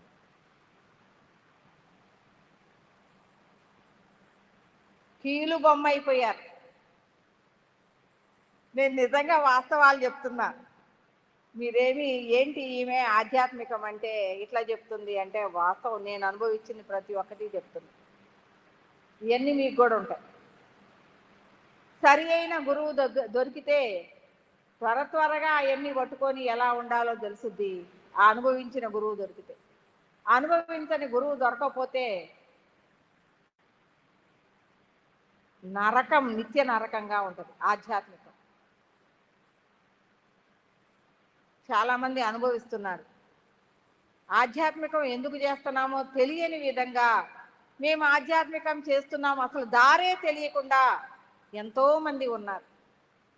ఆధ్యాత్మికం అనే సరి అయిన దారి తెలియక, అసలు ఆత్మజ్ఞానము ఆత్మస్వరూపాన్ని అవగాహన చేసుకోలేక, అసలు నన్ను నేను ఎలా తెలుసుకోవాలి అనే దాన్ని అవగాహన లేకుండా ధ్యానం చేస్తున్నారు, మరలా ఇదవుతున్నారు. సరిగ్గా లోపల ఒక మాస్టర్ అయిన తర్వాత ఇంకొక మాస్టర్ దగ్గరికి వెళ్ళి వింటారా? వినే విధంగా వాళ్ళ అహంకారాలు కూర్చునే విధంగా వాళ్ళని డెవలప్ చేసుకున్నారా? ఇప్పుడు నేను ఉన్నాను, ఏ మాస్టర్ దగ్గరికి వెళ్ళినా ఎవరు చెప్పినా వింటా, మీరు చెప్పినా నేను శుభ్రంగా ఇక్కడ కూర్చొని వింటా. ఎందుకు అంటే నన్ను నేను అలాగే డెవలప్ చేసుకున్నాను. నేను ఇక్కడికి వస్తే నన్ను గుర్తిస్తారు, చాలా చోట్ల నన్ను అసలు గుర్తించనే కూర్చొని, నేను ఎక్కడికి పోను కాబట్టి. గుంటూరులో నన్ను ఎవరు గుర్తుపట్టరు. శుభ్రంగా పిరమిడ్ ధ్యానానికి కేంద్రానికి వెళ్తాను, వెనక కూర్చుంటాను, క్లాసు వింటాను, ఎవరిదైనా మంచి క్లాస్ అయితే ధ్యానం చేసుకుంటాను, గమ్మున ఇంటికి వెళ్ళిపోతాను. వాళ్ళకి ఎవరికి తెలియదు నేను క్లాసులు చెప్తాను అని కూడా తెలియదు. ఇక్కడ వాళ్ళకి మాత్రమే దేహం తెలుసు, వాళ్ళకి దేహం తెలియదు, నా క్లాసులు తెలుసు. మా పక్కింట్లో రోడ్లో ఉన్న అమ్మాయిని కూడా నేను ఎవరో తెలియదు, కానీ మంజులమ్మ ఎవరో క్లాసులు బాగా చెప్తుంది అని ఆమె నాకు చెప్పింది ఒకరోజు.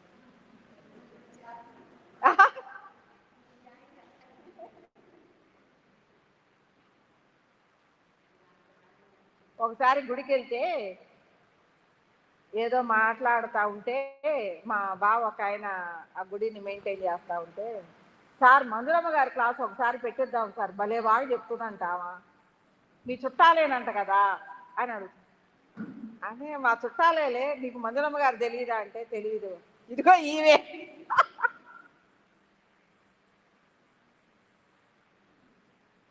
అట్లా ఉంటుంది. క్లాసు అనేది తెలుసు, సబ్జెక్టు తెలుసు, కానీ నేను ఎవరో తెలియదు, మాట్లాడను పడదు. అందులో ఒకప్పుడు నేను గుంటూరులో అయితే ఎక్కడ నా బొమ్మ కనపడనీలా, ఎక్కడ బొమ్మ కనపడటానికే వీలేదు. కొన్నాళ్ళు ఇక్కడికి వచ్చిన తర్వాతే, అది మోహన్ సార్ రిక్వెస్ట్ మీద నేను ఇక్కడికి రావటమే. అంతకుముందు ఇదిగో ఇక్కడ చాలా మంది ఉన్నారు, 2 సంవత్సరాలు బతిలాడారు, అమ్మ ఒక్కసారి రామ్మ నిన్ను చూస్తాము, నీ క్లాసు వింటున్నాం కానీ నువ్వు ఒక్కసారి రామ్మా అని ఇదిగో మన మేడం వాళ్ళు ఉన్నారు, వాళ్ళందరూ బతిలాడితే అప్పుడు ఒకసారి నెల్లూరులో పెళ్ళి ఉంటే వచ్చా కుమారి గారింటి. అంతకుముందు అస్సలు కొన్ని వందల మంది ఉన్నా కూడా అక్కడికక్కడ వదిలేశా. ఎందుకు అంటే నేను కనపడకుండా ఉండాలి, నేను హాయిగా ఉండాలి, నేను ప్రశాంతంగా బండి వేసుకొని తిరుగుతాను, నడిచి తిరుగుతాను, ఎట్టో ఒకట తిరుగుతా, డ్రెస్ వేసుకొని తిరుగుతా. ఈమె మందులమ్మ డ్రెస్ వేసుకొని వచ్చింది, తల దూకోదు, బొట్టు పెట్టుకోదు, గాజులు వేసుకోదు, కూరగాయలకు వచ్చింది, ఇవో మందులమ్మ అని ఎందుకు నన్ను ఎందుకు అనుకోవాలా, సుఖంగా నేను ఉండట్టు సుఖంగా ఉండాలా, నా సబ్జెక్టు నాకుంది, ఎక్కడికి వెళ్ళినా సుఖంగా వెళ్ళాలి అంటే దేవుణ్ణి దర్శించుకోవడానికి పట్టుచీర కట్టుకొని వెళ్ళాను అనుకోండి, నా మనసు నాకు నచ్చదు. పరిగెత్తే కాలంలో ఉన్నాను, అట్లాగే ఏదో ఒక పాత డ్రెస్ వేసుకుంటే గొలుసులు కానీ ఇవన్నీ ఏమి అలాగే వెళ్ళిపోయేదాన్ని వెంకటేశ్వర స్వామి గుడికి. నేను ఎప్పుడు స్వామి దాకా వెళ్ళను, ఆయన అక్కడ స్వామి ఉంటే నేను ఇక్కడ ఉంటా, అలాగే ఆయన చూస్తూ ఉంటా, ఆయన్ని రిసీవ్ చేసుకుంటా, అక్కడే కూర్చుంటాను. ఆయన అలా ఆ పూజారి చూసి చూసి అన్నాడు, ఆమె 1 రూపాయి కూడా ఇది పీనాసామ నిజంగా. ఆమె ఎవరు సార్ మీ చుట్టాలు, ఆమె ఒకసారి మా బావ వచ్చి పలక, ఆమె ఎవరు సార్ మీ చుట్టాలు, ఆమె 1 రూపాయి కానికి కూడా వేస్తా, ఆమె కానికేసే పరిస్థితుల్లో లేదు, ఆ భగవంతుని పట్టుకెళ్ళటానికి వచ్చింది, ఆమె గురించి మీకు తెలియదులే, ఆమె గురించి వదిలేయి. ఆయనేమో నన్ను బానీయుడు, నేను వచ్చానా, నువ్వు రా రా రా అని పిలుస్తాడు, సరే వచ్చానా, నాకు వీళ్ళ మీద ఉండదు, లోపలికి వెళ్దామని ఉండదు, కానిక వెయ్యాలి, పూజ ఇవన్నీ ఏమీ లేవు. ఆయన నా దగ్గరకు వచ్చి కూర్చుంటే నేనెందుకు ఈ కానుకలు పూజలు వేసేది. ఆయనతో నేను లయమయ్యి ఆయన వైపు ఆనందంగా నేను లయమయ్యి ఉంటే వీళ్ళ ఆలోచనలు వీళ్ళు చేసుకున్నారు. నాకేమన్నా నొప్పి వచ్చిందా, వాళ్ళకే నొప్పి, నాకేమో నొప్పి. ఏంటమ్మా ఇట్లా అంటున్నారంటే, అనుకోని నాకేం సంబంధం లేదు, వాళ్ళు ఏమనుకుంటే నాకు సంబంధం. నేను వెంకటేశ్వర స్వామికి వచ్చాను, ఆయన నన్ను లేచి వెళ్దాము అంటే మోకాళ్ళ నొప్పులు, కాళ్ళు కదలనివ్వడు. ఇంకెళ్తాను స్వామి అనుమతి ఇవ్వయ్యా, నాకు అసలు కాళ్ళు కదలకుండా చేశావు, కాళ్ళు కదలనివ్వడు. ఎట్టో కట్ట చిన్నగా కదిలి కదిలి జరిగి జరిగి లేచి వెళ్ళేదాన్ని. నడుస్తుంటే కాళ్ళు కదిలేవి కాదు, పట్టుకుపోతాయి ఇక్కడి నుంచి కిందకి, నడవనీయుడు, బంధించేస్తాడు. అట్లా 1 కాదు 2 కాదు, ఎన్నో అనుభవించా. ఎవరు ఏమనుకున్నా, పిచ్చిదాన్ని అనుకున్నా సరే, భగవంతుడిని పట్టుకునే వరకు ఎవరి మాట వెళ్ళ, అలాగా ఉంటేనే భగవంతుడు దొరుకుతాడు, అలా ఉంటేనే భగవంతుడు దొరుకుతాడు. అంత కష్టపడితేనే భగవంతుడు దొరుకుతాడు, ఇతరుల మీద దృష్టి పెడితే భగవంతుడు దొరకడు. ఈ రోజు కూడా నేను నిరంతరము దాని మీదే దృష్టి పెడతాను. నా ఇంటికి కూడా ఎవరిని రాని, చాలా మంది అంటారు మేము గుంటూరు వస్తున్నామండి, మీ ఇంటికి వస్తాం, మీకు దండం పెడతాను, మా ఇంటికి రాబోతుంది, నిజంగానే చెబుతా. అడగండి ఎప్పుడైనా, పాపం అంతమందిని ఒక్కరోజన్నా నేను రమ్మన్నానేమో, రమ్మను. ఎందుకు అంటే భగవంతుడు నాకు దూరం అవుతాడేమోనని భయం. నిజంగా ఆ వచ్చే పోయే వాళ్ళతోటి చాకరీ చేసుకుంటా ఉంటే వాళ్ళు వస్తున్నారు, ఇల్లు సర్దుకోవాలి, వాళ్ళు వస్తున్నారు, వంట చేయాలి, వాళ్ళు వస్తున్నారు, వాళ్ళకి ఇంకా బాగా చెప్పాలి, మంజులమ్మ గారింటికి వెళ్తే ఏం వండి పెట్టలా అని అనుకుంటారు వాళ్ళ కోసం. ఇవన్నీ ఆలోచనలతో నేనేమవుతాను, భగవంతుడికి దూరం అవుతాను. మీరు ఫోన్ చేయండి, మీకు గంటైనా నేను క్లాస్ చెప్తా, గంటైనా భగవంతుడి గురించి చెప్తా. రావద్దు, నేను చేయలేను, నేను అసలు నాకు ముందు అంత టైం స్పెండ్ చేయటం నాకు ఇష్టం లేదు. ఒకరోజు గుంటూరులో ఒక చాలా దాదాపు 1000 మంది ఉన్న గుళ్ళో ఎలక్షన్ అయిపోయిన మరుసటి రోజు నాది క్లాస్ పెట్టారు స్టేజ్ మీద. దాదాపు 1000 మంది, ఆయన ఎలక్షన్ అయిపోయింది, సుఖంగా అందరూ బాగా ఆశీర్లు అయ్యి ఉన్నారు, నా క్లాసు నడుస్తుంది. అయిపోయిన తర్వాత చాలా మంది మా చుట్టాలు ఉన్నారు వచ్చి, అమ్మాయి నువ్వు అసలు ఇట్లా ఉన్నావని మాకు తెలియదు, ఇంత బాగా చెప్తావని తెలియదు, ఎంత బాగా చెప్తున్నావు, ఎలా చెప్తున్నావు, అసలు మీ ఇంటికి వస్తాం, నీకో దండం పెడతాం బాబాయ్, నువ్వు మా ఇంటికి రాబాక, నేను చెబితే కావాలంటే ఫోన్ చేయి, నువ్వు మా ఇంటికి రాబాక. అదేందమ్మాయి అట్టంటావు, నేను అట్టుండబట్టే ఇట పట్టుకున్నా. మిమ్మల్ని అందరినీ పిలిచి ఎంటర్టైన్ చేస్తే భగవంతుడు నా దగ్గర నుంచి ఎగిరిపోతాడు, ఉండడు. భగవంతుడు ఎప్పుడు ఉంటాడు, లోతుల్లో ఉంటాడు, లోతులతో మనతోటి లయమై ఉంటాడు. బయట బాహ్యానికి వస్తే ఈ లోతుల్ని పట్టుకుందంతా ఏమైపోతుంది, మాయమైపోయింది. కాబట్టి నిజంగా భగవంతుడిని పట్టుకోవాలి అనంటే నీ లోపలికి నువ్వు ఈ బయట విషయాలు, చుట్టాలు, బంధువులు, ఫంక్షన్లు, వీటన్నిటినీ అసలు మానేయండి అని నేను చెప్పను. నిమిత్త మాత్రంగా అవసరాన్ని బట్టి అంతవరకు వెళ్ళండి. పిలిచిన వాళ్ళందరికీ వెళ్తే ఉన్నది కాత ఊడిసిపోయింది. ఇక్కడికి వచ్చామా దేహంగా వస్తున్నాం, దేహంగానే వెళ్తాం, ఇంటికి వెళ్ళి దేహంగా. వీటన్నిటి కోసం ఆధ్యాత్మికం అనే పేరు పెట్టద్దు. చేశారా ఖచ్చితంగా చేయండి, ఖచ్చితంగా భగవంతుని పట్టుకోండి, లోపలికి ప్రయాణించండి. పట్టుకున్నాము, ఒడిచి పట్టుకోవాలా, ఊరకనే దొరకడు. ఆయనే మనం నలిపేయాలి. ఇన్నాళ్ళు మన నలిపేశాడు, నిజంగా నలిపాడు, నలపలా ఈ జీవితం అనే కోణంలో నడిపాడు. పట్టుకొని మనం నలగదీయాలి, నలగదీస్తేనే భగవంతుడు నలుగుతాడు. క్షణ క్షణము మనకి కలిగి కావాలి, భగవంతుడు పలకాల క్షణము, ఎక్కడ ఏ క్షణంలో ఇలా అన్నా భగవంతుడు దొరకాల. అలాంటి స్థితిలో పట్టుకోండి. అంత గట్స్ ఉండాలా, అంత గట్టితనం ఉండాలా భగవంతుడు దొరకాలి అంటే. ఊరకనే దొరకడు. కర్కశత్వం, పక్కనాడికి 100 మార్కులు వచ్చినాయి, 1 మార్కు నీకెందుకు తగ్గింది చెప్పు. బాగా చదివేవాడికి ఎంత నామోషిగా ఉంటుంది, అవునా కాదా?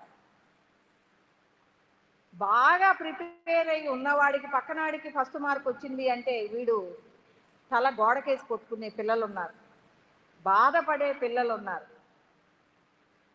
అలాంటి స్పర్ధ కావాలి భగవంతుని పట్టుకోవాలి అంటే. నిజంగానే అలా ఉన్నప్పుడే భగవంతుడు దొరుకుతాడు. సరే, ఇంకేం చెప్పుకుందాం? Question and answer 4:15.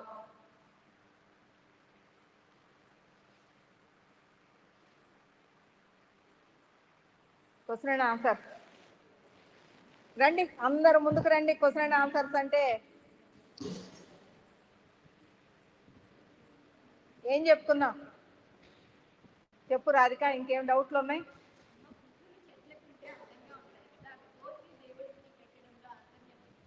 అవన్నీ నీ ఆలోచనే. రకరకాల మనస్తత్వాలు, రకరకాల ఆలోచనలు. పాంచభౌతికంగా కోసి పెట్టారు అనుకో, దేవుడికి పెడితే నువ్వు ఒక్కదానివే ఆనందిస్తావు, చెట్టుకుంటే 10 మంది చూసి ఆనందిస్తారు. అవి ఏదైనా ఉదయం నుంచి సాయంత్రానికి పడిపోయాయి. ఆ పరిమళాలు అవి అందము ఉంటే ఉదయం నుంచి సాయంత్రం దాకా ఉంటే 10 మంది చూస్తారు. అదే నీ ఇంట్లో పూసిన చెట్టు, నీ ఇంట్లో దేవుడు పెట్టుకున్నావు అంటే ఆ దేవుడికి పెట్టుకున్నాను ఆ పరిమళాలు కూడా నీ లోపల ఆనందంగానే ఉంటాయి. అన్ని చెట్లకే ఉండవు. హాయిగా మనం పెట్టుకుంటే ఆనందించట్లా, పూలు మనం పెట్టుకుంటే ఆనందించట్లా. పూలు కొయ్యొద్దు, పుష్ప విలాపం అని జరిగితే అవన్నీ అబద్ధాలు, అవన్నీ వాళ్ళ ఆలోచనలే. పుష్ప విలాపం ఏంటి? పుష్పం పెట్టుకుంటే ఎంత ఆనందంగా ఉంటుంది. మల్లెపూలు పెట్టుకోండి, వాసన వస్తూ ఉంటుంది, ఎంత ఆనందంగా ఉంటుంది, ఉండదా? మన కోసం ఏంటి? ఆహ్లాదం, ఆనందం. పువ్వు పూసింది, పడిపోతుంది, ఆ పరిమళాలను మనం కూడా ఆస్వాదిస్తున్నాం.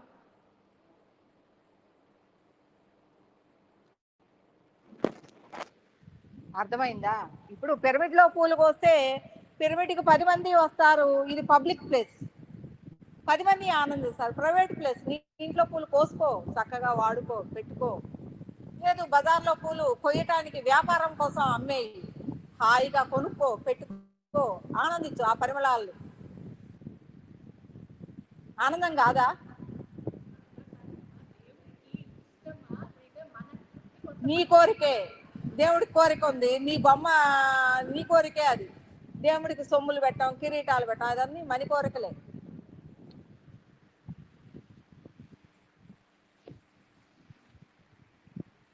ఏం స్వర్ణ, క్లాసుకు రాకుండా ఇందులో కనపడుతున్నా? క్లాసుకు రాలేదే స్వర్ణ?